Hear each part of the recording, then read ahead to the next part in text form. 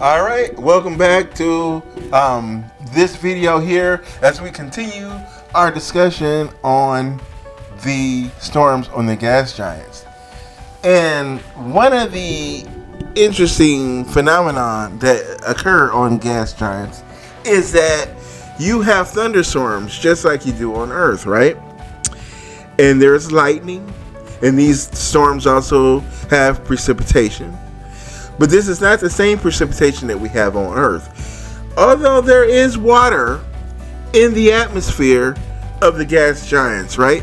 There's water in these atmospheres, right? And this water is there, we know, because of the lightning. And so this lightning is 1,000 times more powerful than the lightning we see on Earth, right? So there is also, in these bands you see in these great storms, you have your zones and you have belts. Your zones is the lighter colored bands, right, that we see whipping around, and the belts is the darker areas, right? You see that darker belt around the equator, and there's also a brighter colored band around the equator. Now, these belts is where you have air subsiding, right? Or the atmosphere is subsiding. The gases are subsiding. And the zones, that atmosphere is rising. So it's upwelling, or there's updrafts there. And in those updrafts, you have like thunderstorms. And you can see lightning in those updrafts, right?